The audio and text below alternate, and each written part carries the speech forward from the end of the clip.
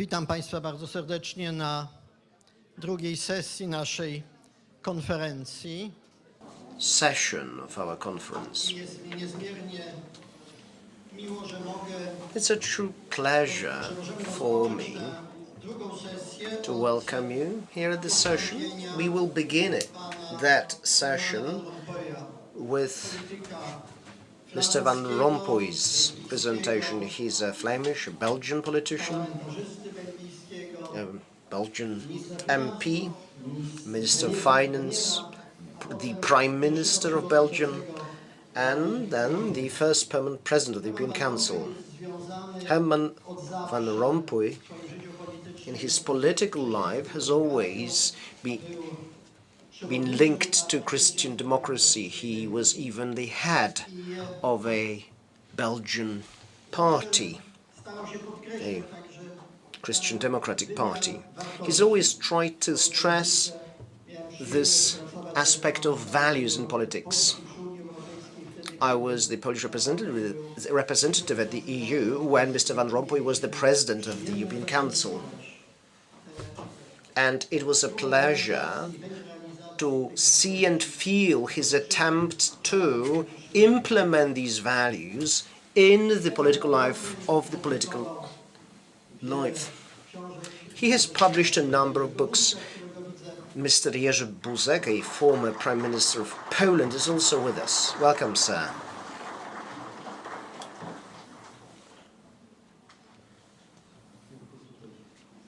Jerzy.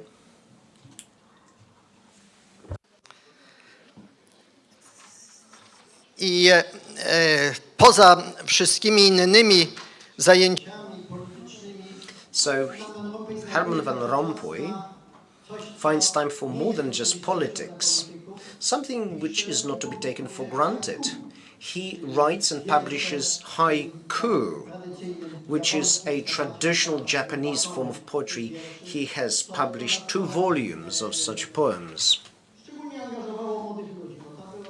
And I could see was very engaging for the young people, because young people could see that politics must not be, or rather needs not be rigid, needs not be only something that deals with institutions only. Merci de prendre la parole.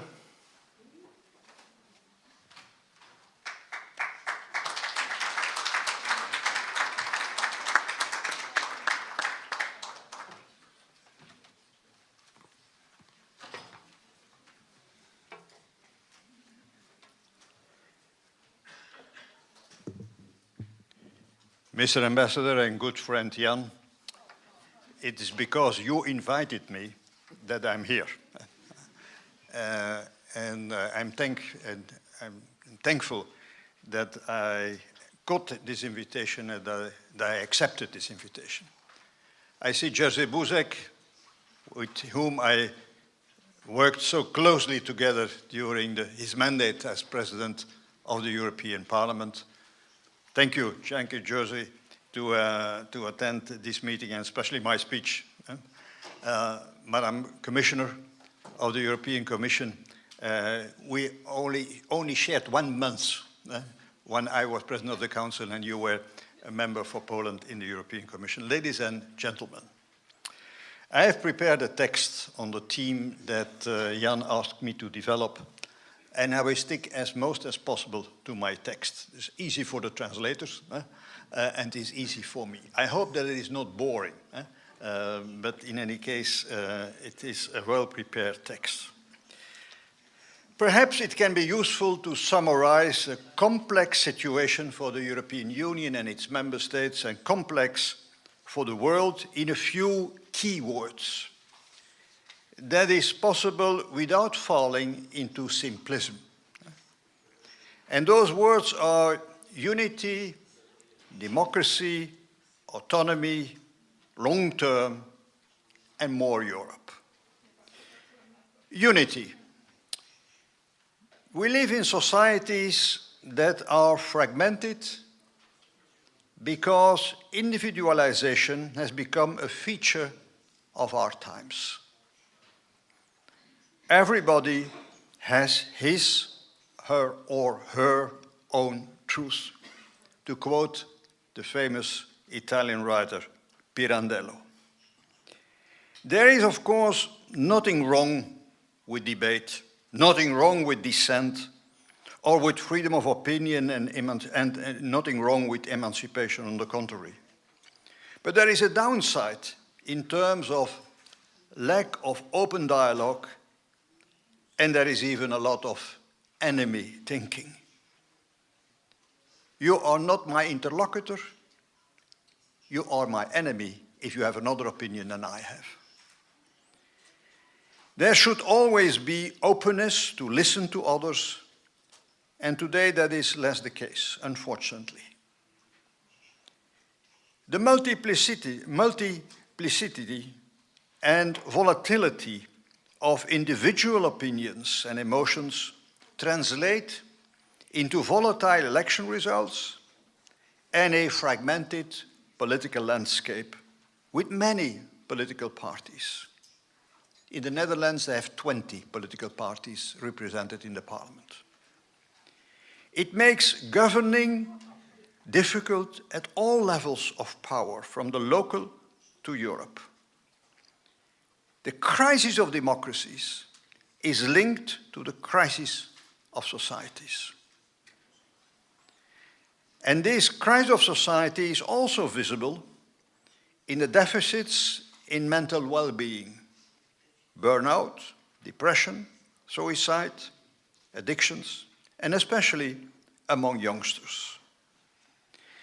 I have no immediate solution to this, but we need to look lucidly at the world we live in. And these changes are changes in civilization, and they will not suddenly get resolved. Civilizations change slower than markets and slower than elections. The European Union is the sum of 27 member states, but also the sum of 27 divided societies. But the EU institutions are less blocked and more capable of making decisions than it is often said. That is a paradox. In the European Parliament, the President of the European Commission was elected very recently with a solid majority in the first round. The two far-right minority groups in the European Parliament represent only about 20% of the seats. You have the remaining 80%. Within populism, moreover, there are still important differences of policies. Not all of those populist parties are anti-Western or pro-Russia. Certainly not. The European Council of Heads of Government has mostly found consensus in recent years in spite of the fragmentation inside Europe. And it is not because a small country opposes that 98% of the rest of the Union is paralyzed. Unanimity is an uphill task, and you know that we need unanimity in the European Council of Heads of Government. Unanimity is an uphill task, but it has also been found every 6 months so far, for instance, for the sanctions against Russia. So we have a fragmentation all over Europe, but the institutions, the EU institutions, still function. Compared to the Union, the United States is even more heavily divided politically and has actually become an almost blocked society. Brexit split the UK into two camps, hostile to each other, not opposing, hostile to each other. In dictatorships, there is an apparent unity until the bomb bursts, as happened in 1989, when the Soviet Union broke up totally and unexpectedly. By the way, this is not the last time an empire or empires will disintegrate in the future. History is full of surprises. I have not to tell this in Poland. The next few years are bound to be tense for the European Union and its member states, because the two largest countries have become politically less stable internally. And this makes cooperation between France and Germany more difficult. The respective governments are permanently preoccupied with internal survival. The European Union has always needed the Franco-German engine, especially on socio-economic issues. We miss it today. The European Commission cannot fully take over that role because it can only make proposals, but the big decisions lie with the European Council of the 27 heads of government. And those big decisions will be needed to continue supporting Ukraine, to set up a European industrial policy, to cope with competition from the United States and China, to fight fierce climate change. Individual countries can never win that battle. We need much more European cooperation and integration. We don't need less Europe, we need more Europe. Will we have to do this with another kind of presidency in the United States by the end of or the beginning of November? Question mark. Remember, we have seen a revival of the West, a revival of the Western G7 in the last 4 years, and a strong NATO that even welcomed 2 new members. In case of a regime change in America, the EU will have to take its fate into its own hands and become even more strategically autonomous or more sovereign. Unity, ladies and gentlemen, in itself is valuable, but it must be unity to achieve something, to get results for our citizens, to create a more prosperous, a more sustainable, and a happier society. My second key word is democracy. The next few years will not just be about the economy or the material, however important, but about values. And one of those values is democracy. For this, by the way, other values are indispensable, such as respect for every human person. Philosophically, I'm a personalist. Because I'm a Christian, I'm a personalist, but you shouldn't be a Christian to be a personalist. Indispensable values as the openness and dialogue, fundamental freedoms, rule of law and an independent judiciary, and fairness in the distribution of wealth and prosperity. Today, the trust, the faith of a part of our citizens, especially in Western Europe, it's around 20% in most of the countries. So the faith of a part of our citizens in democracy has declined sharply, going as far as preferring authoritarianism. However, the same skeptics of democracy cannot imagine that they will have to keep quiet on social media in an authoritarian regime and that they will only be left with obedience. Obedience in a society where people were used to enormous freedoms. This addiction to debate reassures me about the future of democracy in the longer run, but we should not take risks. Today, pillars of democracy and the rule of law are under threat in a number of countries. The EU is cracking down on them, but what might happen if extremist parties made it in some big countries? Our democracies must be defended against internal enemies, and the parties of the center should only cooperate with pro-European, pro-Ukraine, and pro-democracy parties. People sometimes think that they are smart by cooperating with those parties that I just mentioned, but they dig their own graves. However, democracies must also pursue performing policies on security, purchasing power, illegal migration, and climate. Results will eventually convince people of the added value of democracies. We need the Europe of results. I emphasize democratic values because a Europe in the grip of extremists of all kinds would have major political repercussions also on foreign policy, also on the role of Europe in the world, and this could have a great, big geopolitically dramatic consequences. Domestic policy determines foreign policy, and security is not an isolated topic. You need a solid base politically and in terms of society at home. My third word is autonomy. For too long, many in the European Union have had a blind faith in the primacy of economics. There was a good reason for this. Trading with each other within the European Union makes us dependent from each other and countered the tendency to go to war. And we were extremely successful.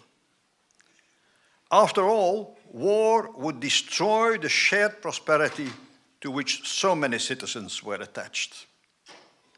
The naivety was to think that was good, but that what was good for the European Union was also good for the world. It is not so, because for other global actors, there is the primacy not of the economic, the primacy of politics. Nationalism prevails. The primacy of the nation state, the opposite of what we are trying to do in the European Union. Moreover, in Russia, the drive for reconquest, the reconquista, the drive to restore the Soviet Empire prevails, also with weapons and at the costs of hundreds of thousands of human lives. A second reason for our naivety is that some countries do not play by the rules. They subsidize exports and investments or impose tariffs to make imported goods and services more expensive than the domestic ones. We have come to realize, after the 4 Trump years, after the invasion of Ukraine, and after the Chinese assertiveness, that we need to take our destiny much more in our own hands. We continue to believe in open markets as long as they do not jeopardize our security and if everyone abides by international agreements. Strategic sectors should not fall into the hands of not friendly countries and should be allowed to flourish in Europe itself. We are behind, we are lagging on, for instance, electric cars and artificial intelligence, and we have to catch up. Our climate policy towards renewable energy will make us much less dependent on imported fossil fuels.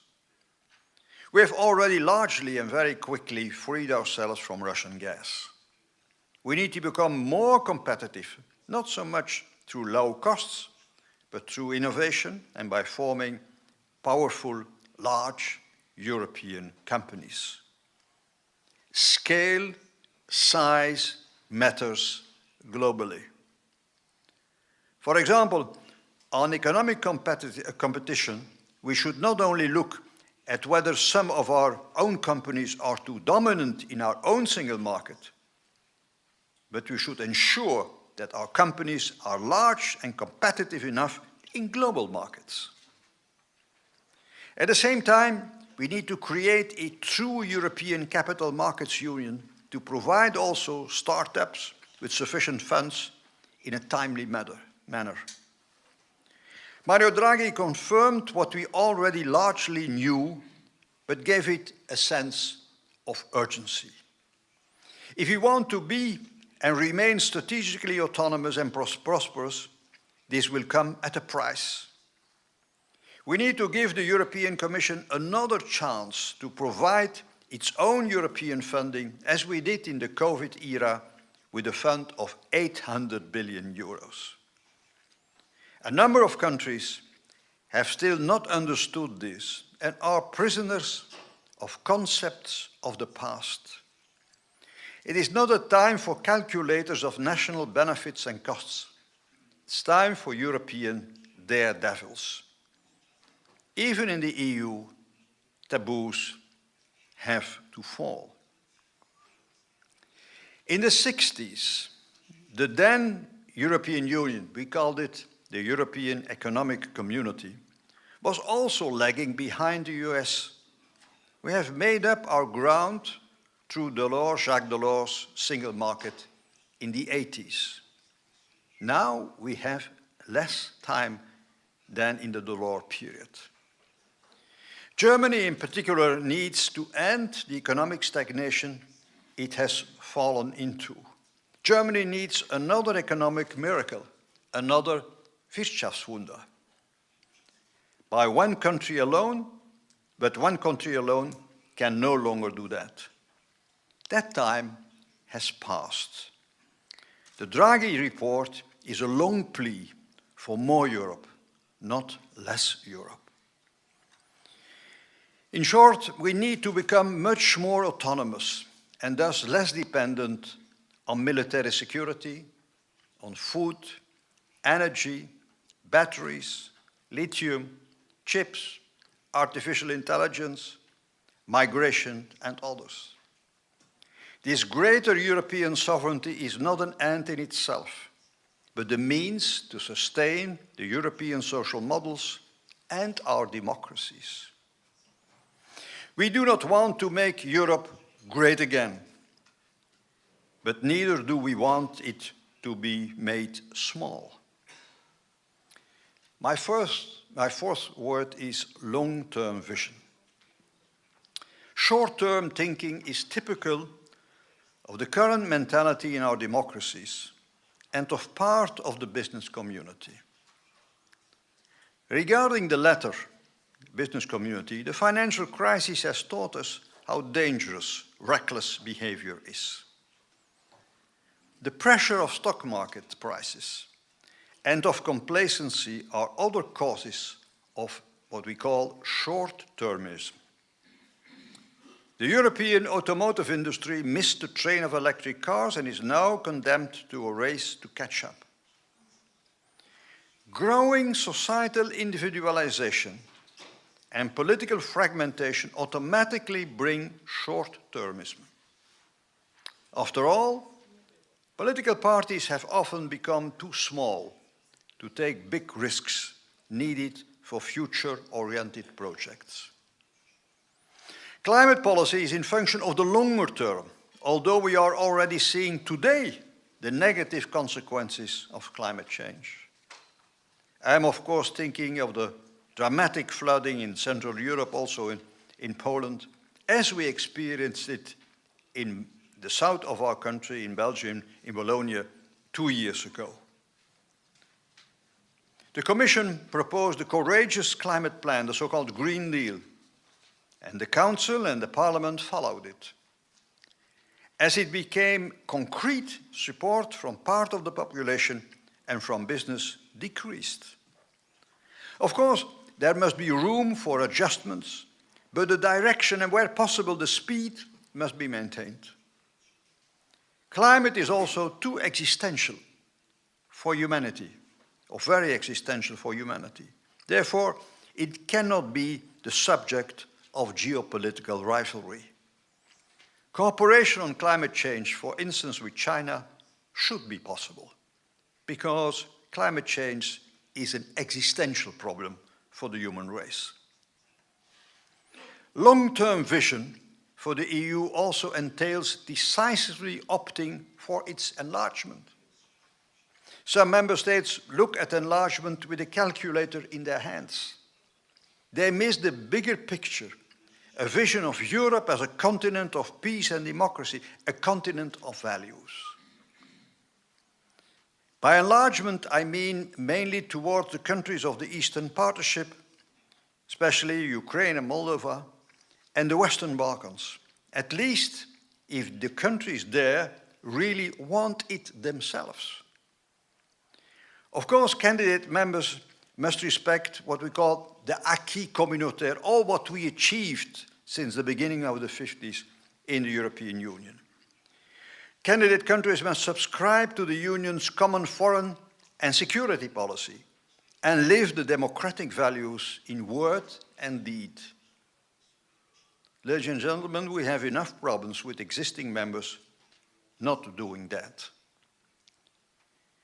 The 27 should recognize that Russia is trying to regain ground after losing in 1989, with the fall of the Berlin Wall, the control over 100 million people on our continent alone.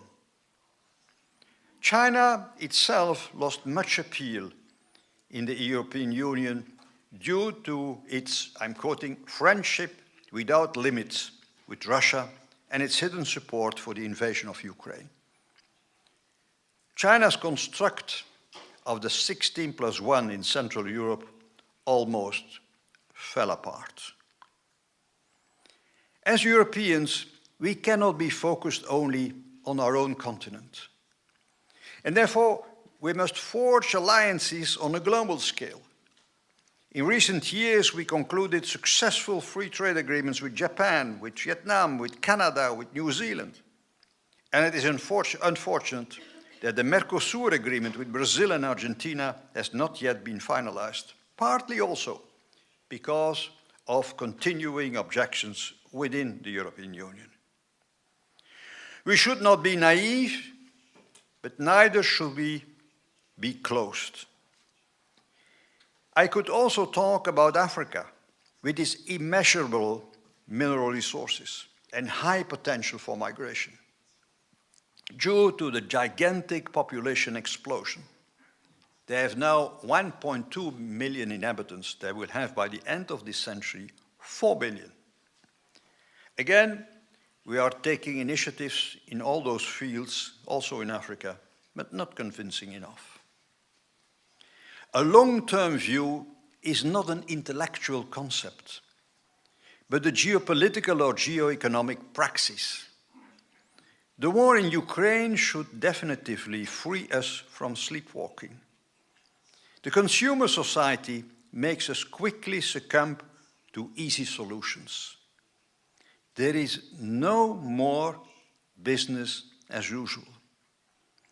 Those who cling too much to short-term stability by letting things go reap instability in the long run. The long term has also a demographic dimension. The Union, European Union, Russia, China, Korea, Japan are facing more and more population decline and aging every year. We have known this for decades. Politics does not have much control over the number of births, although much more can be done on child-friendly family policies. The more productive we are, the less need there is for migration compensating lower birth rates. I'm speaking about more productive in the economic sense of the word, of course. The former, the higher productivity relates to economic and industrial policy. I often mentioned the following figure in the past, long before the Draghi report was presented. Over the last 20 years, product per man-hour in the United States grew twice as fast as here. The digital revolution is not yet revolutionary enough in the Union. If we want to stop populism around migration, we have to opt for a bold policy that gets us out of the slow growth of productivity per man and per hour by fully engaging in the digital and environmental transition. This requires courage. Courage that the populist parties at least lack because they want to be popular. Don't forget, a populist wants to be popular. So higher productivity is not only a matter of economic and political survival, but also important for the internal stability of our societies. The more we are productive in economic terms, the higher our productivity, the less we are dependent on migration. We need also in this case more Europe. Individual countries alone cannot cope. And that brings me to my last key word, more Europe. Do we need a treaty for a better functioning of the European Union? Again, a treaty change. I would add that I myself am in favor of amendments in the treaty, for instance, of course, on the unanimity rule for major decisions that we take in the European Union. So we need amendments in the treaty rather than a general overhaul of the treaties. Indeed, much can be done without treaty changes by simply willing it, by a coalition of the willing. Moreover, it is necessary to know well that reforms are needed without getting caught up in a general institutional debate, a debate that divides member states and citizens at a dangerous time when we need unity. We need unity, and a big debate on new institutions will divide us instead of bringing us together. For the sake of unity, it is also not a good idea to weaken the pillars of the Union by reintroducing national border controls and endangering the Schengen zone. We also need to further strengthen the economic and monetary union, that other pillar of the European Union. Little work has been done over the last 12 years. The priority today is the European Capital Markets Union, as I mentioned already. The European Council intends to reach an agreement on this soon. Let's hope. The third pillar, the single market, the largest single market in the world, is not yet enough unified, not enough single. And Ricoletta's report pointed this out very well. All this does not mean that nothing has happened in the Union to achieve all these objectives mentioned in this account. On the contrary, a number of reforms, such as the CHIPS Act, the Critical Raw Materials Act, and the Pact on Asylum and Migration, are in progress. Evidence of this are the increase in defense budgets and the strengthening of military cooperation within NATO and within the Union. Evidence is also the support we are giving to Ukraine. The question is whether it is enough. We must also be prepared for the possibility of unforeseen developments that will necessitate a unified and forceful response.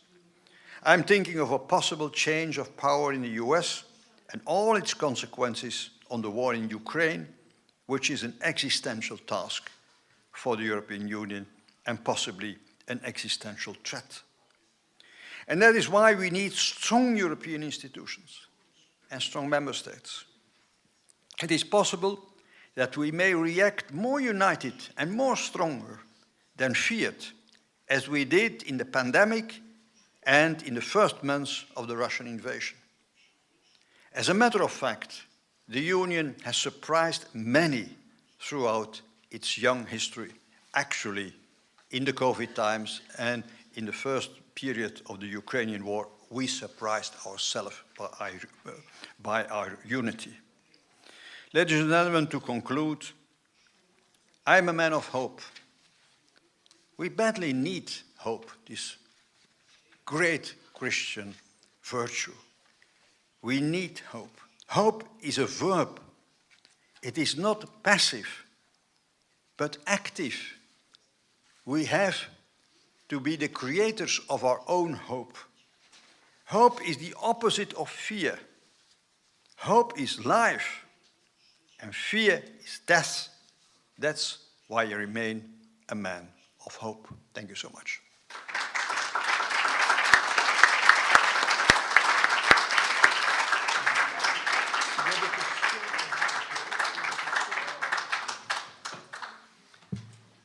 Bardzo serdecznie dziękujemy panu przewodniczącemu. Mr. President, thank you very much for your paper.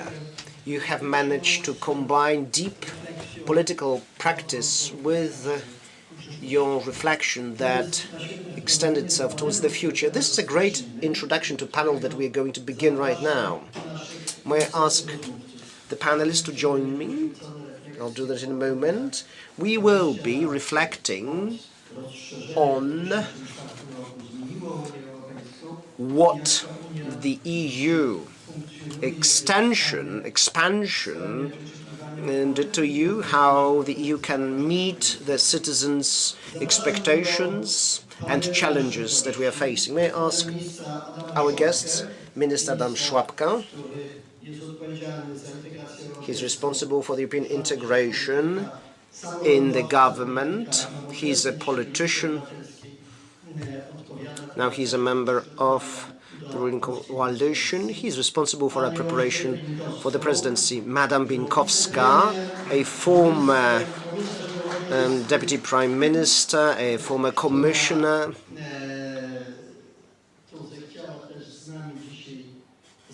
She is with us, ready to discuss issues, and Ján Figel, a Slovak politician, a Christian Democrat, a former minister, and the main Slovak negotiator in the negotiations to join the EU, a former commissioner. He's a politician who is involved in discussions on how we should respond today to global challenges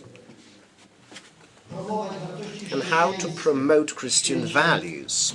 How to promote those Christian values in the world where those values are not always ready and welcome, which is something that links us back to the previous discussion. Firstly, let us follow up on what President Van Rompuy has said in his speech. Mr. President spoke of what the EU needs today. My question to you, dear panelists, is as follows.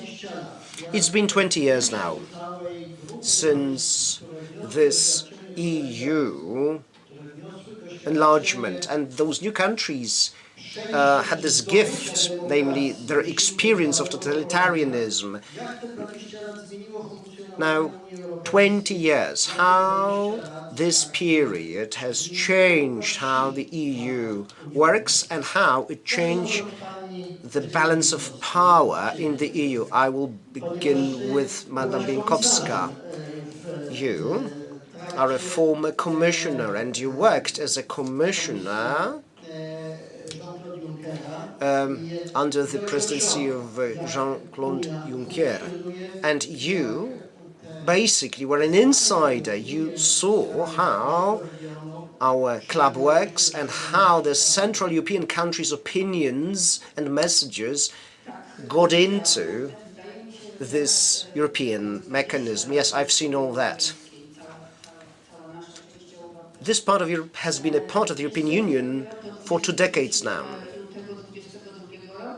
Only after February 2022, our voices are actively and attentively being listened to.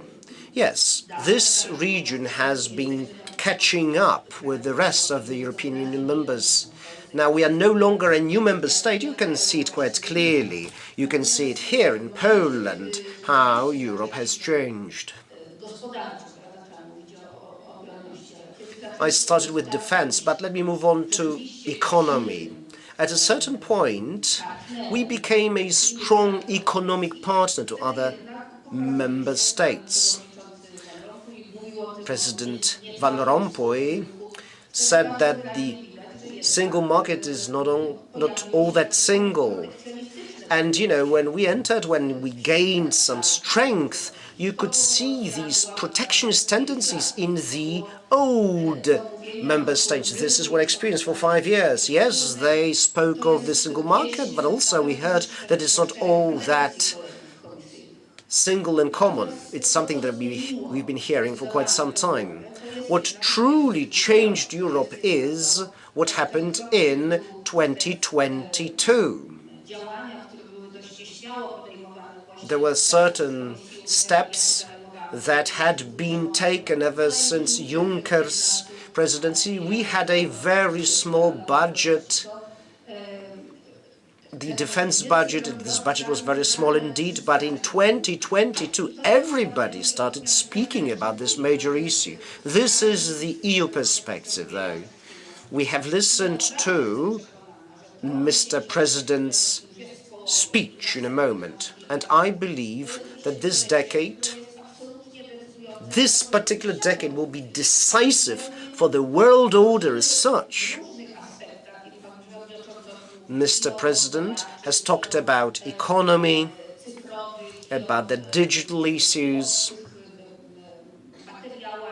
about this material aspect, about defense, about the military aspect. In all these areas, domains, we're entering a new era.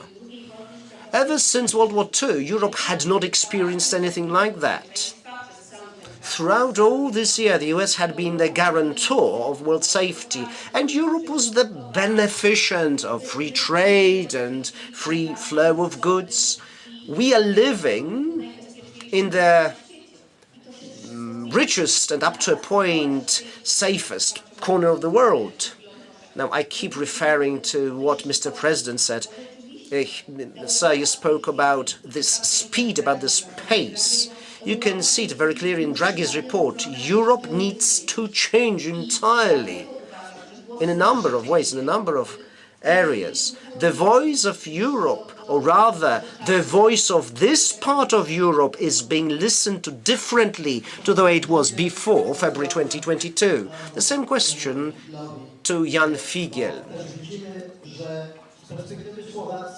What's the Slovak perspective here? What's your point of view? Because we see certain challenges, but your perception of those challenges may be somewhat different. Because there is this group of people that joined the EU in 2004, and your perspective is going to be somewhat different. Jan, thank you. Hello. Welcome, all friends. In Polish, I'm not such a great orator. And the subject is very important and patent, so I'm going to switch to English. As a friend, as a neighbor, as a European, I think that after 20 years, or since the largest historical enlargement, 2004, 2024, we have a new generation, young people who cannot remember the divided Europe. We have to remember. We have to give testimony. Enlarged union, instead of 15, now 27, could be 28, but Brexit, yes, confirms it's open community, free community. It's possible also to live. That's a real theme. It's not a theory. Brexit confirms openness in both directions, unfortunately, but that's reality. We are a free community. But with Poland, Slovakia, Czech Republic, Hungary, and all countries acceding after Cold War, union is more European, more complete, not complete. We didn't, mission is not achieved, mission is not accomplished. We were slow, very slow. 15 years since the collapse of the Berlin Wall, 15 years it took to get into the community. Long time. And after all this, now, 34, 35, 3 years, the reasons for European integration are reconfirmed. The original one was war in Europe, to prevent war between France and Germany and those who will take part. We have succeeded. There is no war between 27 or even 28. But there is war in Europe again. Tragic war, bloody. We discuss here, but young people in the East daily, on daily basis, kill in fratricide. I don't want to speak on events there, but it's part of a call for better Europe. Europe understanding source of peace. It's justice. It's not just business. Justice. Peace is fruit of justice. Justice among people, among nations. And the second reason is even more visible, strong than it was then, 30 years ago. It's globalization. President Van Rompuy mentioned we need to cooperate and to compete with United States. They have comparatively very low prices in energy sector, different interests in many sectors. Then there is a rise in China and BRICS and so on. We can continue. So Europe cannot be a nice museum or a commemoration of history, but a community which is advancing for mutual benefit. I think innovation was mentioned. When I was commissioner in the first 5 years, with the support of Jerzy Buzek and the EIT Friends, mandated by José Manuel Barroso, I was invited to establish MIT in Europe. MIT is very, traditional, strong institution. It's Massachusetts Institute of Innovations, of Technology. And it has over 160 years now. It was a very difficult theme, very difficult objective. But we have succeeded to establish in 2008 EIT, which is located in Budapest, it's European Institute for Innovations and Technology. And after 15 years, which is a teenager age, our kids have this age, it is kicking, growing, running, and it's a must. We have to innovate, which means to do more for less money, for less energy, for less consumption. Schuman was a great innovator. Adenauer spoke a lot about innovations. European Union is political innovation per se. Par example. But we can spoil it. We can, of course, damage human potential if we don't act reasonably in cooperation towards justice, in truth. Truth liberates. If we want to be free, we must live in truth, not in ideology, not in lies. We know it, we should remember it. So there are several values which are crucially decisive for our success and future. And with enlargement, I think we have contributed to these values. Schuman spoke on 4. It was dignity, freedom, equality, and solidarity, which lead to peace among people, lead to peace among nations. And we need to strengthen this export or support of these values in the east of Europe, in Balkans, and of course outside around our continent. So basically, enlarged union is more European, and that's for good. Panie ministrze, to teraz do pana się zwracam. Minister, now the next question. What are the conclusions that the current Polish government is drawing, observing the current condition of the European Union? And what are the perhaps main objectives for the Polish government for the coming months and years in this context? Thank you very much. First of all, I wish to thank you for addressing your invitation to me to join this panel discussion. Speaking about the 20 years, I would like to start actually referring to what Mr. Van Rompuy has said here, reminding us the fundamental values so important for the process of the creation of the EU. Yes, the idea of the founding fathers was to bring peace and stability to the continent of Europe. And then, well, we've come to realize that development is also accelerated once such values are adhered to. Well, I remember very well 2004, 20 years ago, when we were joining the European Union. I was actually 19 at that time. The EU referendum was actually the first referendum or election I participated in. I remember the emotions at that time. There were huge emotions in Poland. We felt we were part of the world of values, the world of democracy, the world that was developing at that time. And this was, I think, the main reason why we were voting for.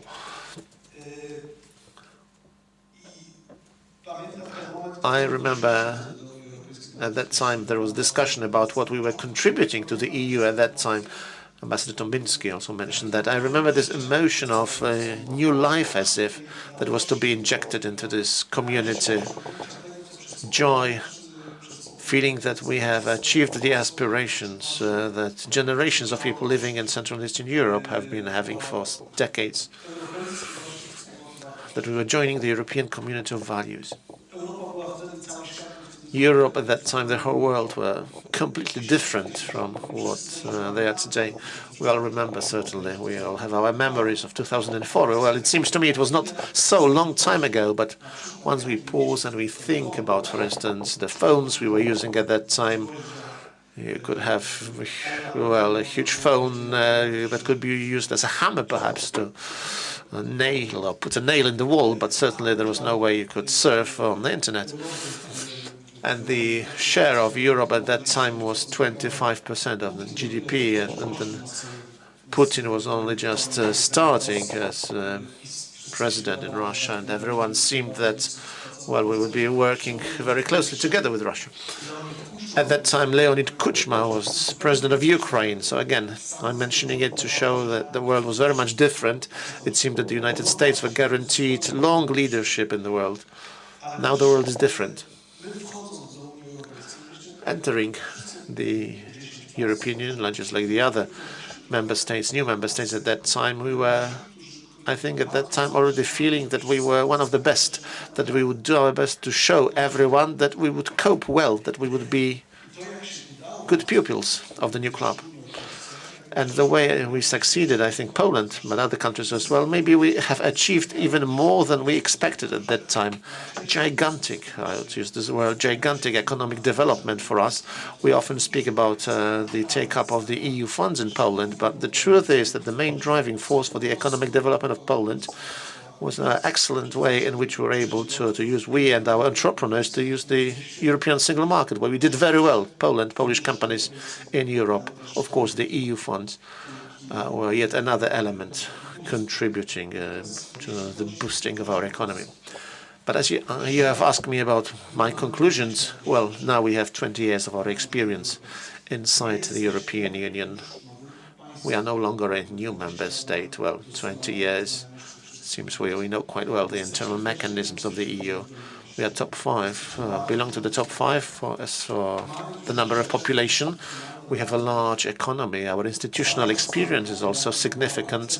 We also remember the process of accession at that time, so we also have very good institutional memory of the strategic process for the EU to develop. Yes, I agree that the enlargement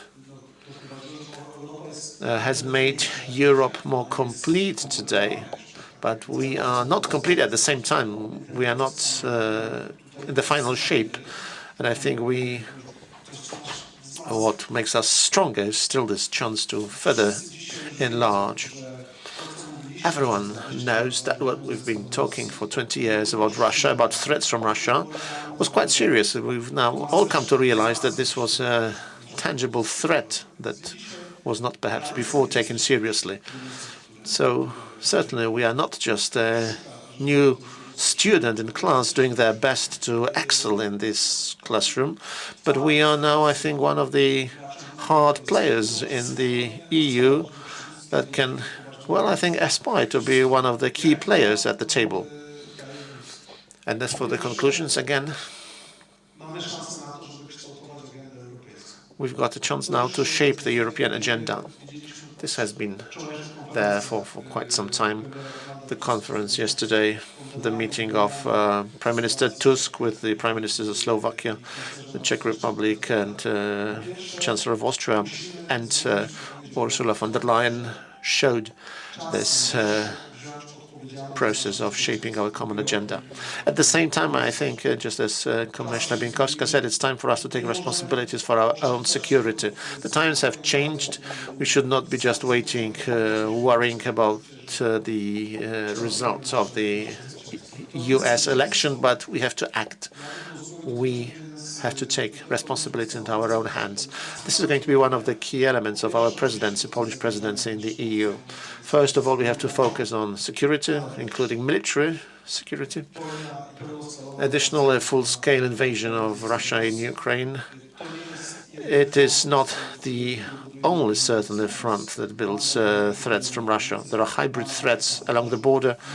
There are acts of sabotage in different locations, disinformation.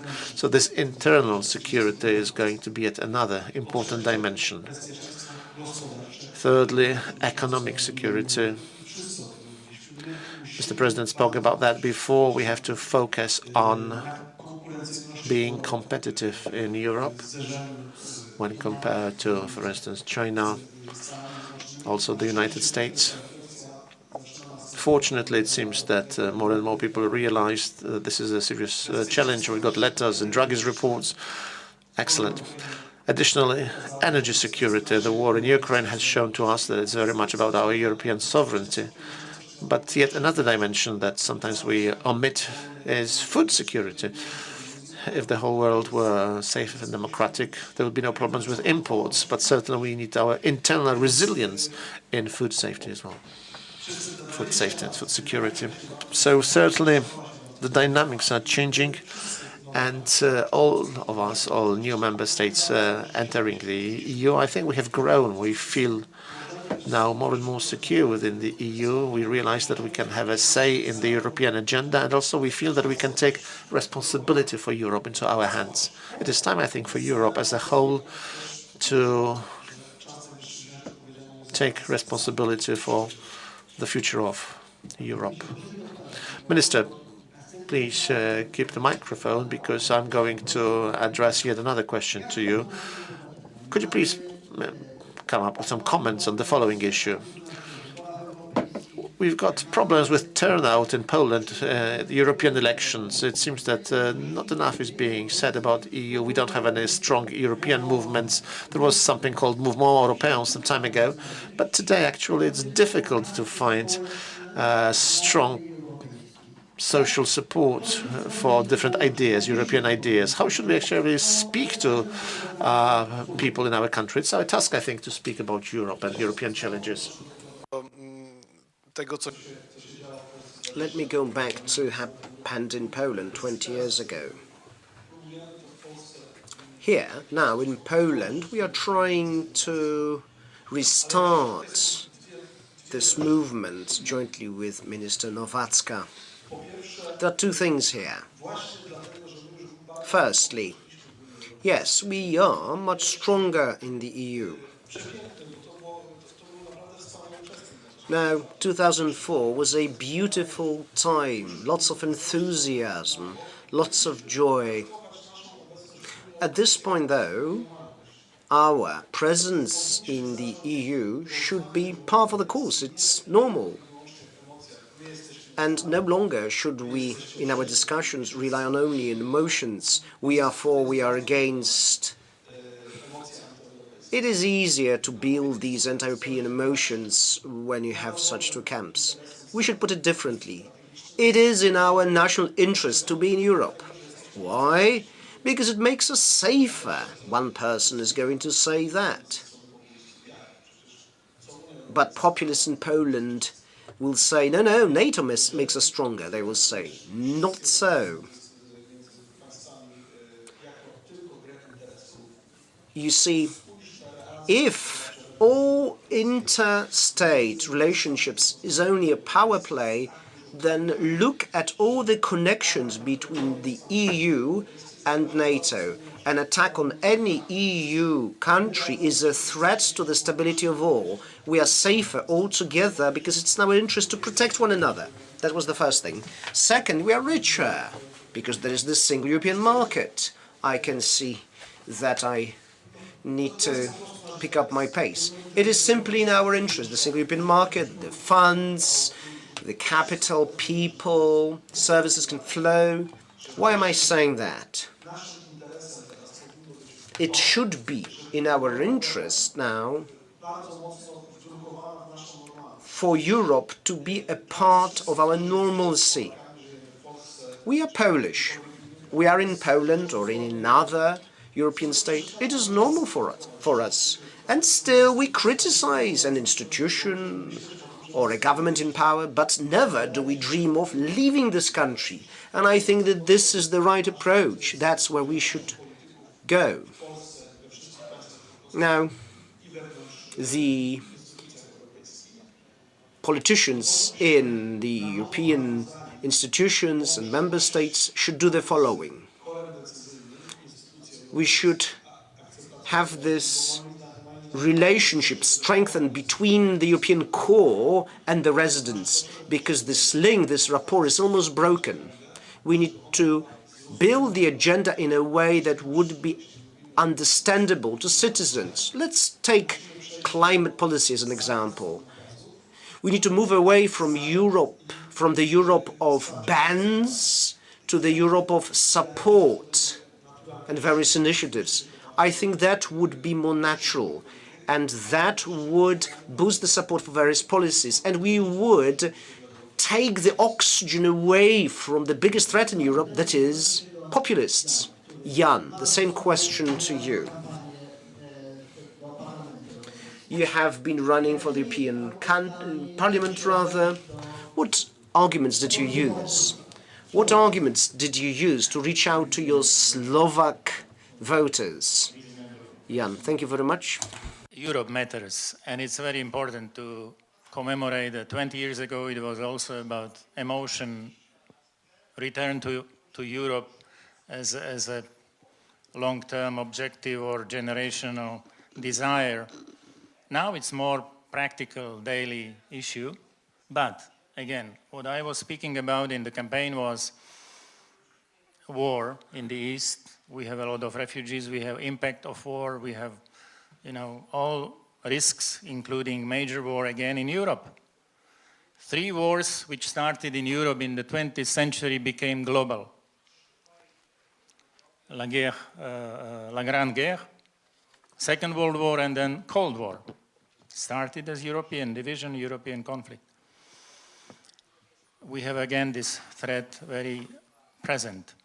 Then I spoke on religious freedom because I was first European envoy for freedom of religion or belief. In time of ISIS rise or war on terror, and especially events after 2014-15 in Iraq and Syria, it is very important as a measure against illegal migration or pressures on Europe, but especially for human dignity in the world, because the deepest expression of human freedom is freedom of thought, freedom of conscience, and freedom to believe or not to believe. This is the deepest. Then I have freedom of opinion, of expression, of assembly, of association, of property. But freedom of conscience, freedom to believe or not to believe, is the base of human dignity. And we should be a protagonist of human dignity. If you look to European Charter, number 1 principle or chapter number 1 is human dignity. Value number 1 is dignity. So Poland should be full of examples of defense of human dignity. Slovakia as well. If we are united on these values, we are contribution. If we are divided because we don't care, we abandon, we don't remember, we are simply traders, how can we help the others? So I spoke on this, then I spoke on Sunday without politics, because during campaign our Prime Minister was almost killed, and it was the second attempt. The previous one was in a way successful, but the killer didn't find Prime Minister Heger, and then he killed 2 young guys in Bratislava. So political violence becomes part of Slovak reality. And we cannot afford it, we cannot allow it, we must do something. So this was my campaign. I made the largest jump in the campaign from the last position to the fourth, but it was not enough, and I'm here and I have more time to deal with other issues. But Europe matters, and we cannot be only consumers. We consumed a lot, and peace cannot be prevented for future by consumerism or consumist attitudes. We have to act, we have to work. My father would love to have my crisis, financial, institutional, legal, political. He had no freedom. I remember half of life I lived under communism. Ján Figel in the previous generation was eliminated without traces, my uncle. We don't know where he's buried. Which place? Gulag in the east or somewhere in Slovakia. So this was my campaign, and this is my permanent campaign in my life, because free and whole Europe was a dream. It was not utopia. In the morning I heard here's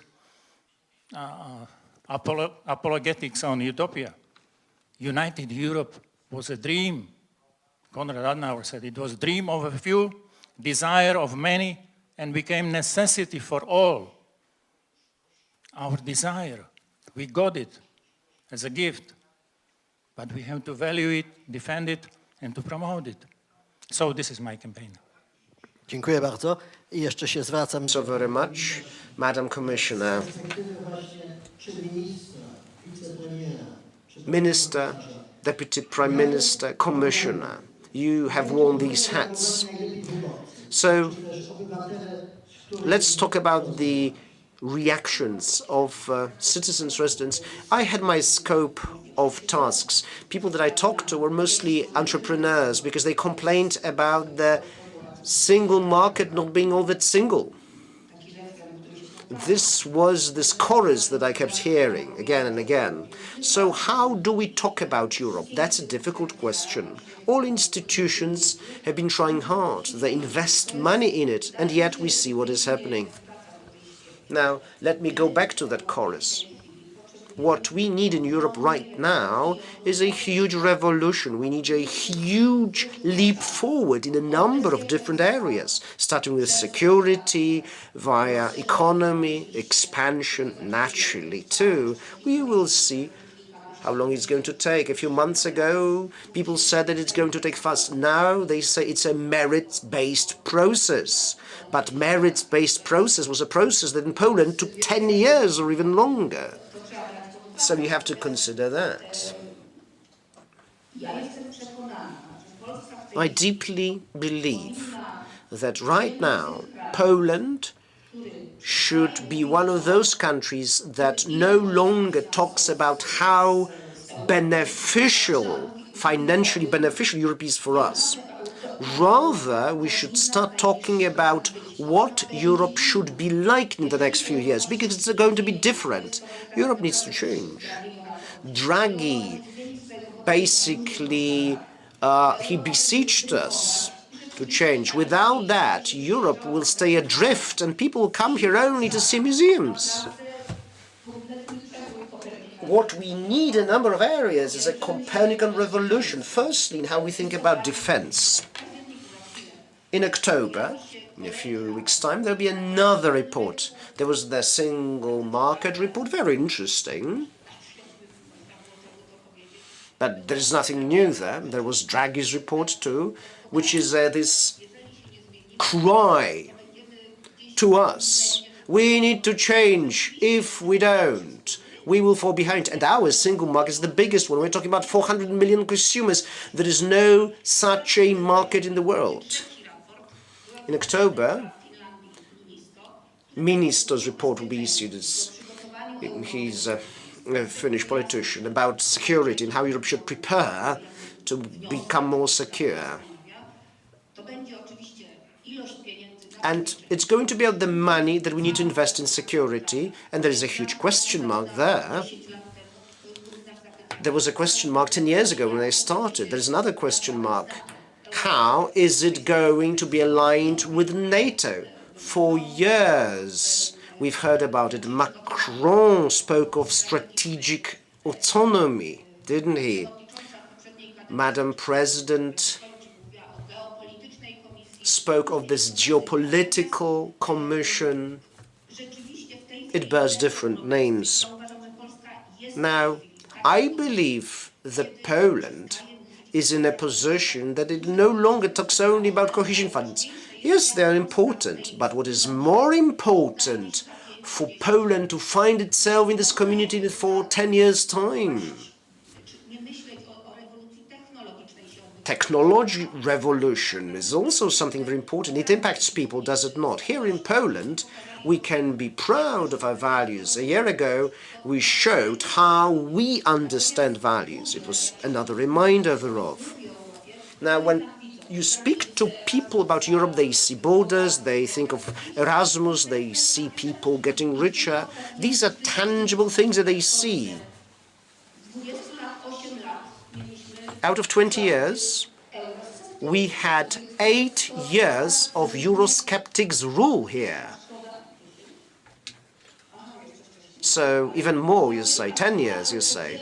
It was a huge loss, but an important lesson, because we see that our society values values. And whatever was important for us when we entered is still important. We need to take another step. Mr. President spoke of that. Our internal policy is projected onto foreign policy. Member states need to understand it, that only united, strong Europe can be effective. It needs to defend European values and European interests. Only that can bring prosperity to the next generations. It's a prerequisite, because so far we've had all these protectionist mechanisms. And let me reiterate that. We need not be reminded of values here in Poland. What people see are benefits, tangible benefits. They need to see economic benefits. They need to see benefits in terms of security and migration. This is how you talk about Europe. That's the way. Yeah, I keep starting certain themes and then I never finish. I know, sorry about that. I started talking about this technological revolution. It's something that we live in. But you know that very well. It's something that has changed, transformed our societies immensely. People have 100 different sources of information. They can pick and choose which one is real or not. That is something that's changed the way we speak, we talk to people. You need to come to terms with that. We need to come to terms with that. 3 billion, I believe, is the number, or maybe 8. 8 billion devices connected to the internet. In a few years' time, it's going to be well over 100 billion devices. And that impacts societies, our sociology, how we approach work, how people get anxious about losing their jobs because of robotization and AI. This is something that we need to talk to about people. Mr. Ambassador, when you ask me how do I do that, I've no idea. Because you need to reach out to people, use different channels. Cały czas to Well, I think what you are saying shows to us that Europe is still in creation, a process in creation. We don't have very often ready-made answers. No, we don't have answers because, yes, Europe is changing shape all the time and it can be transformed. In many cases, we have seen cases of changes when 2 new member states are joining in, then 2 again. It has shown that the Europe can change, and now we have to change again. Before I give the floor to our guests, everyone in the room here will be able to ask questions, but a few words about values. protecting values is not only about protecting values within the EU, but also, for instance, we protect values when helping Ukraine, or when we speak about the enlargement. We very often say that there's yet another front where we try to defend European values. Could you still say very briefly a few more words about how to respond to the different expectations in this area? Those who very often die today for their aspiration to become part of Europe, or those who have been waiting for years in a waiting room somewhere, not really knowing when they will be able to join in. Minister. Thank you very much. Yes, we speak here about a number of different states. So we've got the Western Balkan states, Ukraine, Moldova, the closest perhaps to the enlargement, but there are others as well. Ukraine, I think, is the best example here. Let us remember the so-called Orange Revolution there. It was there, it started when the big enlargement actually took place. It was obviously related, those events were very clearly related. The borders of the EU came so close to Ukraine that it changed the position of the EU population. Not everyone, certainly, but a significant part for a certain generation of young Ukrainians. It was a very important event. Almost 10 years later, as you mentioned it, so you spoke about dignity, the so-called revolution of dignity in Ukraine that broke out exactly at the time when President Yanukovych refused to sign the association agreement. So those emotions are related to values in Ukraine, but not only, those emotions play a very important role. And now, what can we do, especially in this context of war now? It seems that we, all of us basically, all member states are acting here. Poland plays a special role. But let us give a very strong political signal to other countries that the door to the EU is open, that it's a strategic interest of Europe to continue with the enlargement. This was clearly, in my view, stressed in February 2022. Then, with the sanctions, certainly new packages of sanctions have shown those aspirations also. As also you have said, Europe can change. Europe can also take action. Would we, well, let's say in 2021, would anyone be able to imagine a situation in which Germany would be sending tanks? Well, in Poland, maybe it was easier to imagine, but can you imagine, well, again, Germany, European Union financing purchase of weapons or ammunition for Ukraine? And it happened. Then the significant packages of help, assistance for Ukraine, the profit from frozen Russian assets going to Ukraine. So very strong political signals. Additionally, something that was not maybe so well publicized, but an intergovernmental conference, representatives of member states plus Ukraine and Moldova, we decided together that we were starting association or negotiations, starting negotiations for the final day when Ukraine and Moldova will become part of the EU. So I think that if we want to act again united, not to bring any harm to Ukraine, well, I'm convinced that this process of enlargement, it has to be a process that is not only political, but it has to be merit-based. Certainly, we know how much we have benefited. Poland is a country where we introduced many reforms during the accession process, when we implemented the acquis, when we kept changing our Polish economy, we were changing our internal institutions. And now, after we have seen in Hungary, for instance, drawing on our experience also of the 8 years of populist government in power in Poland, when opening the first cluster of negotiations with Ukraine, the so-called fundamentals, we certainly need to have this magnifying glass and explain to our partners in Ukraine that the ball is in your hands. You need to fulfill some expectations, and this process of reforms is in your interest of the Ukrainians, because if we open the door to a country that would not be ready from the point of view of institutions, it's going to be bad for this state, because the state is not going to continue its reforms, and at the same time it's going to be, I think, a mortal threat for the whole of Europe. So values, yes, Certainly, we had two revolutions that stressed the importance of values. As for the member states and the whole EU, there has to be a very clear political message to be sent. We have to assist our partners, but the process is in the hands of the Ukrainians. We have to stress that. They have to take action. Internal reforms in the country are needed. We all want changes to be rapid, but rapid, it does not mean that we are going to turn a blind eye to things that are not done properly. Yes, I quite agree, but at the same time, hopefully, we are not going to lead to a situation in which the Balkan states have found themselves. For more than a decade, they are kept in the waiting room, and what is happening?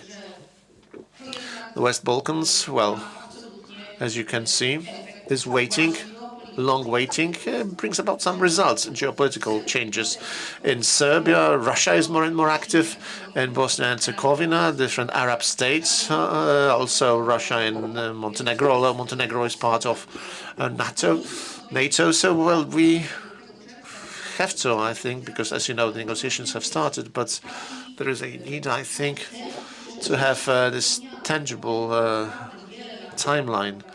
I remember years ago I was in Serbia as a Polish minister, and Serbia was actually doing well. It was fulfilling different conditions for accession. And then, well, the whole process was very lengthy, and I think it's a terrible example of what happened in the Western Balkans. We all certainly want to have an enlargement of the stable, free world. From our perspective, it's quite clear, I think. There is this political message that has been sent. But before IGC on the 25th of June, at the meeting of ministers for Europe, we were in Kiev, Odessa, and Chisinau. We visited those cities. In Kiev, apart from meeting Prime Minister Stefanishin, there was this clear support for Ukrainian European aspirations. We also had a meeting with institutions responsible for corruption, NABU, anti-corruption prosecutors, anti-corruption court. And what was the message that we got, actually, we ministers of the Weimar Triangle? We were told we have to reform. It's not only about us joining the EU for being there, they were saying, but we want to be in the European Union and have similar standards. We don't want to enter the EU as we were joining the communist organization of countries, but we want to change. And they actually, the anti-corruption bodies in Ukraine, wanted us to have a very strong position when speaking to Ukrainian authorities to fight corruption. This is a serious problem still, corruption there. No one actually speaks about blocking any country in their European aspirations. We wanted the process to be moved forward, but at the same time we had to introduce, we remember in Poland, many difficult reforms, many changes. If we had not done it, we would not join the EU. And what about Slovakia? You're also close to Hungary. What is your perspective from Slovakia? Perhaps a few words about Hungary. Well, the Hungarians, as you know, Poles and Hungarians are traditionally treated as brothers. Well, but Slovaks are closer and the Hungarians are further away for us now. You must be integrated, not divided. Then it goes on through neighborhood. And I speak about enlargement because with neighbors we live. To Brussels we travel a lot, but we live with neighbors. And integrated Europe means good coexistence or even unity with neighbors. And then it's continental dimension.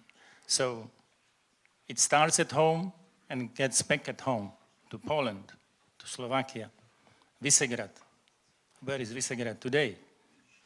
It was a dream, a vision to dismantle the past in 1991, 3 in Bratislava, Wałęsa, Havel, and Gönc. To dismantle the structures, the institutions of the past, and to build new Europe. Okay, so we did the first homework in Visegrad group, but we didn't succeed in the completion or building new Europe. Second, I want to say that all these 3 wars I mentioned previously, and enlargement was a response to the Cold War. end of Cold War, annus mirabilis, started in Sarajevo, 1914, summertime, Sarajevo, attentat, and then war. We were not able, in more than 100 years, to get peace back to Sarajevo, not peace as appeasement, armistice, but as institutional coexistence with neighbors. European Union is a peace project, and this project is still not in Sarajevo in full terms of participation. It's also our homework. And then Ukraine was already covered, I will say. Next week I have long official interview with Ukrainians as former chief negotiator on accession to share advice, experience, knowledge, know-how from the process of accession to our biggest neighbor now in bloody war. It's a special case. It's a case also for us to learn how to deal with the situation and to become, as I said before, not only consumers of peace, but producers of peace. This is much more demanding, more mature Europe, and it's our generation which should prove that we don't only get funds and peace and values, but bring the answers to justice and peace in east of Europe. And this is win-win task. This would be good for us, not only for somebody else. So last comment maybe, there is a lot now about defense and security. European integration counted on security. Robert Schuman in 1949 signed Washington Treaty on North Atlantic Organization, NATO, later on, which is going on and enlarging, 49. In 49, in Strasbourg, was founded Council of Europe as umbrella or institution for democracy, rule of law, human rights, with the convention, with the court in Europe. Great, unique, globally unique legacy, our legacy, we got it. And in 1954, French government, Pleven, proposed European defense community, defense. But it was refused at the end of ratification process by Assemblée Nationale because of Germany. The French, then with Gaulle and communists, were afraid of Germany in the EDF. So in 1954, West Germany, with Adenauer, was admitted to NATO, and then Warsaw Pact, not here, but in Warsaw, was established as a counter-organization of Stalinist bloc. We have to remember and to do now what we did not do 10, 20, or even 70 years ago. It is our role, it is our interest. Thank you. Thank you. Dziękuję bardzo i teraz przekazuję mikrofon. Thank you very much. I would like to now open our discussion. A number of people raising their hands. Maybe let us start here. And if there are questions, I understand that Mr. President Van Rompuy is with us. He can also ask or answer questions. Mr. Cebulski, formerly Economic University in Wrocław, Statistical Office, member of Team Europe Direct. Two issues, if I can, some of the last ones. The last one was about enlargement. Commissioner Bieńkowska, among others, spoke about this waiting room. The countries of the Western Balkans, they can get even more radicalized because they are still there in the waiting room. A freezer, some say, and it seems there are no easy answers there. Minister Szłapka also mentioned that those countries do not fulfill the standards that were defined as the so-called Copenhagen criteria. Also, the acquis communautaire has not been fully adopted by those countries. And now it seems that it's also something that is changing all the time. Remember Turkey, the fate of Turkey in the freezer since 1960s. The country is radicalized. Please ask questions, concrete questions, asks the moderator. So the first question I have is on what to do actually, what kind of information policy is needed for us, the one linked to the European Union. We need to show perhaps that the traditional model, the model when we spoke about, well, let's say we are using cohesion funds and we are getting so much money from Brussels. Yes, we can speak about that, but that's not enough, I think. We can do different calculations showing how much has changed, how Poland has developed thanks to European funds, from the 40% of the EU average to we reached 80% now, roughly. But we often forget about something else, about the internal market. It's not very popular, perhaps, not often discussed in the media. So I think that we should focus maybe on the internal market now. It's not only the Draghi report, but the barriers, access barriers for the internal market are quite significant still, especially for free flow of services, also for public procurement. Question, please question. It's not really a question, but a conclusion on my part. We had some fears in the old days that once we join the European Union, we will not be able to be competitive with others, that our Polish products will not sell in the EU. Now, actually, we have a positive balance, trade balance, 365 billion. With the developing countries, it's different. What would happen were we not in the EU?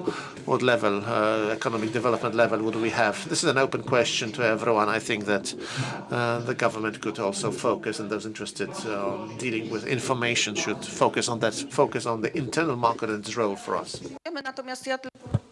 Right.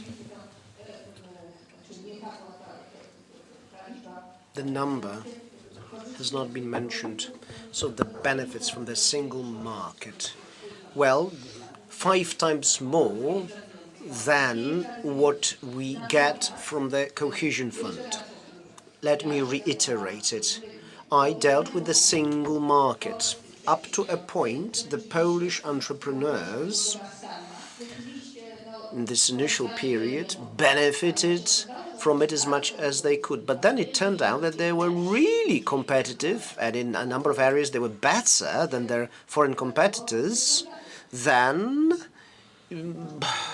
this tug of war started.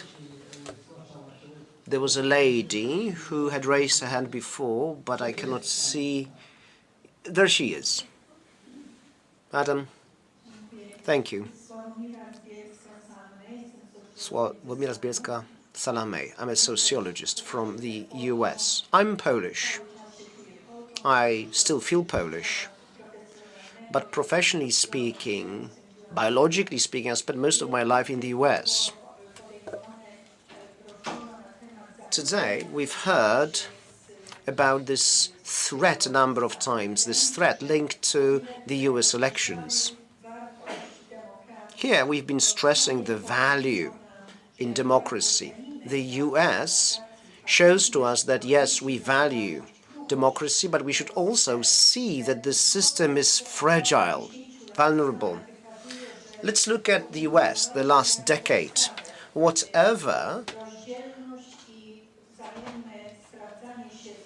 we saw as a, foundation that these checks and balances, these checks and balances are no longer working there.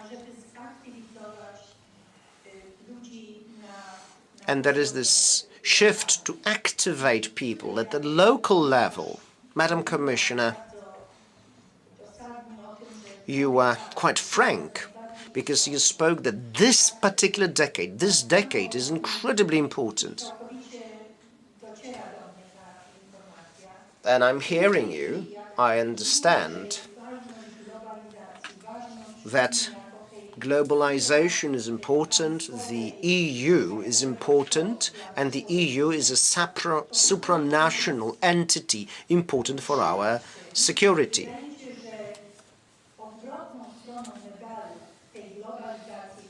But there is also this other side of the coin, that is, we need to make what is local viable, because there was this centralization process going on for a long time. However, when you want to gain support for important political programs such as this Green Deal, which is losing popularity, for that to work, we need to teach our voters that those programs are in their local interests. I understand there was a comment, not a question. So we are waiting for questions. So a question now. You are in the EU. Do you believe it's justified to build localism as a counterweight to centralization, as a counterweight to building strong EU? I think in Poland it really worked, and thanks to that we had a certain result in our elections because a number of institutions, social groups felt empowered. Only recently, it had been 35 years since this first step, which started this avalanche, 1989. So it is all about people becoming subjects rather than objects. This is the path to democracy, is it not? The lady in one of the last rows. Madam, hello. Alina Kozińska, Federacja Inicjatyw Oświatowych, Education Initiatives Federation. Ever since Mr. Buzek's rule, we have been dealing with education, grassroots movements therein, and we are really, really good at it. Now, we want to show that during the Polish presidency. And now I'm moving to my question. Ladies and gentlemen, please take a look at what Wales did, what the Netherlands did, what Finland did in terms of education policy. But we are even better in this regard than Finns, because Finns invited us to speak to their parliament. Please help us so that we can get in touch with Jane Davidson, a minister in the Welsh government, and a number of other people. Because what we want is for the conference that we're preparing here to be of really high quality. And 9 billion is supposed to go to miners this year. We were happy to take over this money from them so that we can move this money to the educational efforts. So that's great. That's great. That's a great question. I'm just wondering whether anyone is going to take this question and answer that. But we will pass it on, won't we?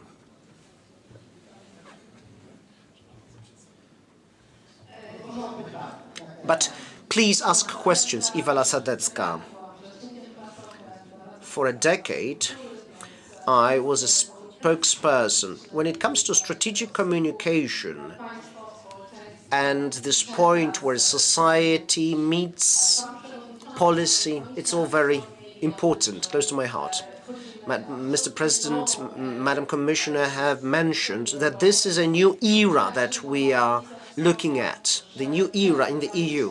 Mr. Minister, you've mentioned that for the last 20 years we have seen a new generation grow up. So my question is, let's talk about actions. The title of the conference is The New Shape of Europe, and we need to work with the new generation. We need to speak to the new generation. People younger than us need to be active, to actively participate in it. Mr. Minister, speaking of the presidency, what are the plans? What are you planning to engage this new generation that has grown in the last 20 years and their older friends? What can be done to make them engaged? I believe that here in Poland, people don't even know that the Polish presidency begins on January the 1st. So what can be done? What tangible can be done? What is the communication strategy that is there in this regard? Dalece nie uważam za młode By no means am I going to say that I belong to the young generation, because I understand that you are asking about people who are younger than myself. But I do remember when Poland entered the EU. I was 19 at the time. What we were the most upset about at the time is this paternalistic approach. People would say, we will come up with a strategy to engage you, the young ones. It was really upsetting. The product needs to be interesting. The product needs to be interesting. If it's not interesting, nobody will come up with a strategy to interest the young people. That's the first thing. Secondly, nobody is asking how to ask 50-year-olds to be involved, because we remember that people are different, even from the same generation. So it is difficult to find one single stake, one single interest, even in the same generation. People have different interests and professions and experience and so on and so forth. What should we focus on then? Here I'm speaking about communication. We need to use our presidency as a tool to impact the European agenda. The agenda needs to be built in a way that it's going to be as useful as possible for the future of Poland and Europe. And in this sense, it should be attractive also to the young generation. Speaking of priorities, when we speak of priorities, we mostly speak about safety and security. But security is also about resilience. We need to be resilient to this major threat in the EU, that is populism. We need to respond to disinformation, and there are new communication channels that are being used there. Europe needs to be closer to citizens, so it's about programs that are aimed at people who are becoming adults. Socrates, Erasmus. I remember that we benefited from those programs. My generation, when Poland was entering the EU. I would be very cautious. I would tread cautiously when you speak of the strategy to reach out to the new generation, because the young people find it terribly upsetting when you do that.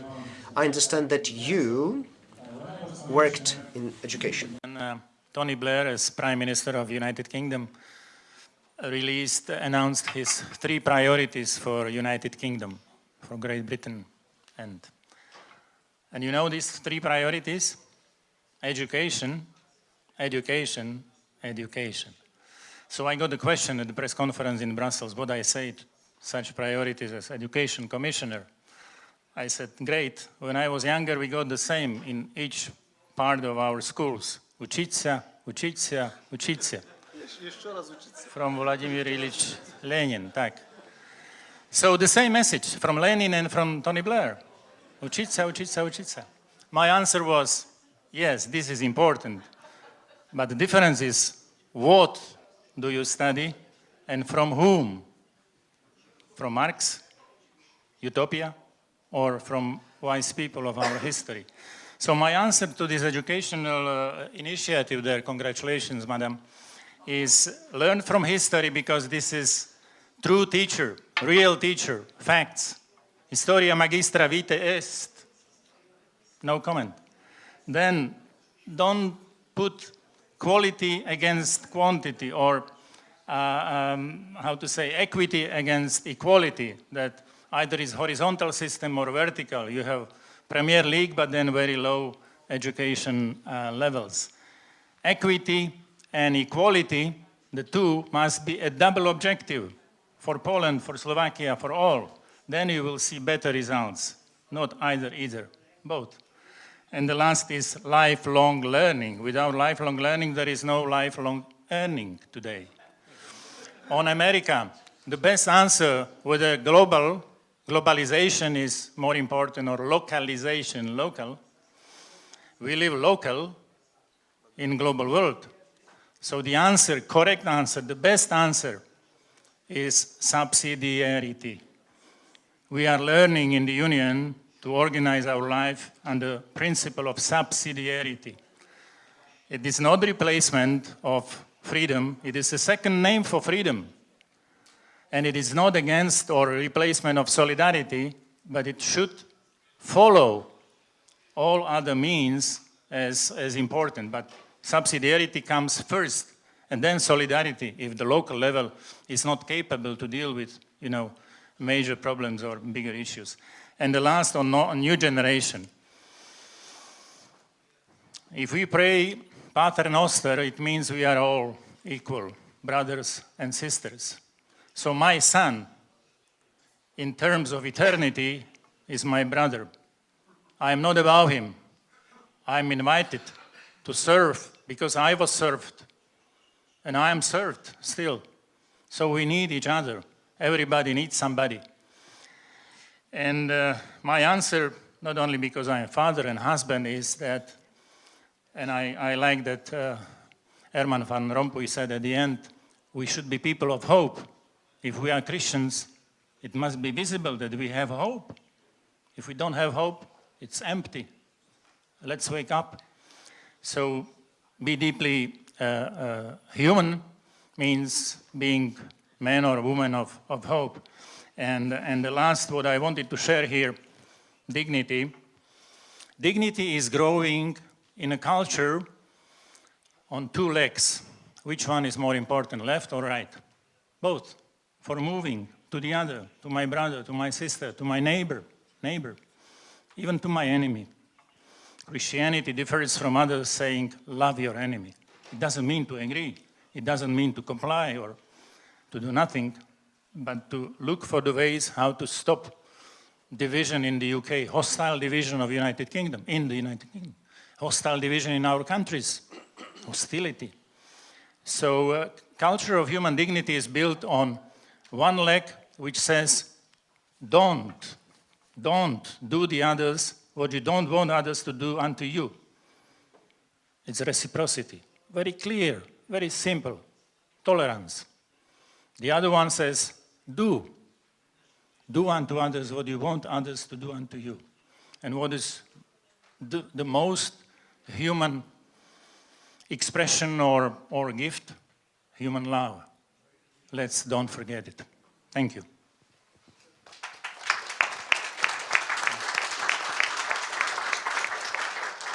Widzę jeszcze 4 pytania, czy 5 nawet. Seems there are 4 or 5 hands in the air. Let us have maybe 3 questions, and maybe later towards the end 2 questions. It seems there are a number of people waiting here to take the floor. Yes, please. I'm Igor Szaban. Good afternoon. Kiev, the Ukrainian Greek Catholic Church. First of all, I wish to thank you for addressing your invitation to meet your conference. We are sitting here together, speaking and listening about Europe. It seems we speak mainly about the European Union and not so much about Europe in a geographic sense. But thank you very much for inviting also guests from Ukraine. This is very precious for us too. You speak about new policies, about also changes to the security defense in Europe.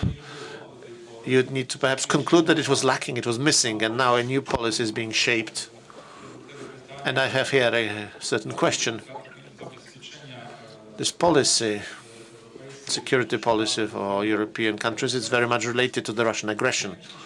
How do you think, if this Russian aggression continues for 10 years, for instance, what impact is it going to have on the position of Europe and action in the security policy of Europe? And the second question, what is the role of Ukraine? Can you see any role for Ukraine in that? This aggression, let us remember, it's been continuing for 10 years. Yes, so another years, I meant, another 10 years, yeah. And yes, straight away, and we've got 2 more questions, the same row. Krzysztof Trembacz, Ignatian University. Reference also to what the previous speaker said. Europe, its security, and the potential, perhaps, paths for the new construct of the European security. Do they need to be linked to NATO? Because we know that in November this year we're going to have a new election in the United States and a possible change in the administration of the US. This is my second question. Can this change perhaps have an impact and change the way the European Union sees security in the context of NATO? And perhaps a change might be needed coming back to the ideas from 1950s and a certain, perhaps, European security community. Thank you. And the next one, your neighbor, and then time to respond. Straight away, should I ask the next question straight away? Yes. Kacper Kiciński, the Episcopal University, John Paul II here in Krakow. I actually wanted to ask roughly about the same thing. Educating for values. They remember the year 2004 and the special emotions we all shared when Poland was becoming part of the European Union. I do not quite remember. I was 4 actually at that time. But I remember the Poland we lived in 2008, 2010, and the people who were born at that time, those born, say, in 2010, they don't even remember the Poland we lived in before the first European funds actually reached us. What they live in, the world they live in, is something that was given to them. They didn't have to strive for that. So how can we convince them to those values, deepest values? Because again, I remember from my school, we were taught at school about European institutions, the name of the president of the EU, but it's not perhaps the most important thing. What should be the strategy to inform perhaps young people and education? I'm also wondering what kind of EU education you have in Slovakia. That would be interesting to compare. Thank you very much. 3 questions on security, mainly. What if the war continues for a long time, and is it going to bring about perhaps more responsibility for security on the part of the Europeans? And the second about this education for values. Security first. Madam Bieńkowska. Yes, it's right. Before 2012, 2013, there was no common security policy in the EU. Mr. Commissioner mentioned 1954. From my personal experience, actually, I remember Great Britain. Great Britain for years was blocking common security policy in Europe. Still at that time, I remember 2013 or 2014, the war already was starting, as you know, at that time in Eastern Europe. But when we were thinking about this sector, we focused more on the economic side of this challenge. We are losing billions now. Well, in the face of war, maybe it's a mercantile approach, too much focused on finances, but Europe as a whole is losing billions of euros every year because different countries produce the same roughly in this sector or have similar tenders. Now, it's a huge, certainly, step forward. We keep hearing security, defense sector all the time. We are going to have a new commissioner responsible for defense. The president of the commission speaks about the defense sector that is basically on an equal footing to, for instance, economic challenges or the deal. More and more often we hear the clean deal, not so much the green deal. But certainly this subject is going to stay with us. But well, still, I think that cooperation in the defense sector and security sector, both making purchases and procurement, certainly this cooperation is going to be there. It's going to develop for years. But this certainly is not, well, absolutely not. It's not an alternative to NATO. I want to make it very clear. NATO is NATO. We are not looking for an alternative to NATO. NATO guarantees our security. Most of the, I'm not sure, 23, I think, member states are at the same time members of NATO.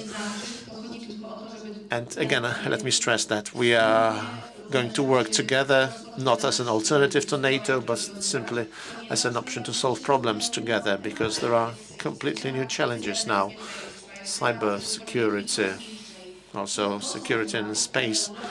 This is where Europe and NATO, from the point of view of security, this is where we have to act. But certainly EU defense policy is not going to replace NATO, at least in our lifetime. Thank you very much. As for the European defense security, we have kept talking on this for years. We, meaning Poland, the year 2022 for many Western European countries, it was a cold shower. and the surprise that there is a need to focus in this area. It was nothing new for us. Let me stress that from the beginning, once the current government, Donald Tusk, his government has assumed power in Poland, the issue of security and defense is very high at the top of the agenda. Also, it's high on the European agenda, as you know. The recent conclusions of the European Council, for the first time, actually, the security policy was listed as one of the priorities of the EU, and actually asking the European Commission and asking the High Commissioner to find sources of financing for defense, European common defense. This was clearly formulated there.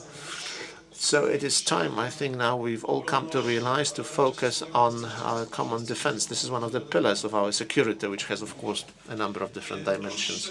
We mentioned it before. It's not going to be easy. It's not going to be a fast process. We all know that the whole EU machinery needs to take action. It's not easy, but we need to be able, first of all, to take responsibility for our security. Again, not as an alternative, again, to NATO, the United States, but we just have to understand that we have to make sure that we have some safeguards, we can take action, or should be able to take action, we as the EU, because, well, the situation might change for the worse in the future. Also, our defense sector. We used to be in a poor shape, but now certainly we want to strengthen that sector, and again, not as an alternative NATO. I think Ireland and Austria are not part of NATO. After Sweden and Finland joined NATO, you can basically say that almost all EU states are part of NATO. It's in the interest of NATO now to strengthen the defense potential of all member states of NATO. So this is, I think, quite clear now. And as for the following question, those attempts to educate the new generations, stressing values. I understand you speak about the values that are at the very foundation of the EU: freedom, solidarity, democracy, human rights, the rule of law. I would say that those values are important for citizens. I must say, well, honestly, that there is no clear connection to, for instance, what we had in 1998 or then 2008 or 2004. Speaking about the emotions at that time, I said that simply we Poles wanted to become part of this better world based on those values. We still remembered very well the world before, a decade or 2 decades before. I think that what is especially important for the education of all of us as citizens was the recent 8 years, the 8 years where we have seen what the Constitutional Tribunal in Poland is, what the Supreme Court is, and the 8 years of our recent history. This has resulted in the high turnout at the parliamentary elections, unprecedented turnout, actually, other European countries expressing their satisfaction, and they were also very much impressed by this high turnout at Polish parliamentary elections last year. Populism does not have to win in Europe. It can be stopped by the activity of citizens, by free media. So this shows actually that we have a significant potential. We just have to focus on educating, yes, our young generations in the values so important for citizens. At the same time, our approach certainly is needed here. So I think that those 8 years was very important for all of us. Two very brief questions, because we need to wrap up soon. Like two brief, really brief questions. One gentleman and another one who had raised his hand earlier. Apologies, we really need to wrap up. We have a Holy Mass at 6. It's a question. Przemysław Walicki, good afternoon. My question pertains mostly to security, the development of security industry, mostly here in Poland. That's what I would like to address. Do you think that in the most threatened countries you could set up a special economic zone that would make it possible better to help this defense industry? There are these military force in Kielce was there. I took to the industry. So that was the first question. A very brief question. Yes, it's been included in the Commission's plans. University Jagielloński. Transformations, major transformations in the EU have been discussed. How can you convince consumers that so far we haven't been very active? How can we play a more active role so that we can achieve this necessary and major transformation? I'm not sure we understood the question. Please ask the question again. Be slower and speak more. Do not read. Do not read. Read. I meant it to simplify things. So there are the transformation costs that have been mentioned. Somebody will have to take these costs, incur them. So the society will have to be mobilized. Is there a way to convince society to support this transformation, to make it happen? You say transformation, you mean the green transformation? What kind of transformation? The transformation that you talked about when you spoke about the changes in the EU, that the EU needs a new path, a new direction. That would require more time to respond. There are no reforms that would be costless. It is something that needs to be reiterated. Every reform incurs a cost. Thank you to the panelists. May I ask for a round of applause? We need to wrap up because the organizers are letting me know when we need to finish. May I give the floor to Rafał? Thank you, ladies and gentlemen. Thank you to the moderator.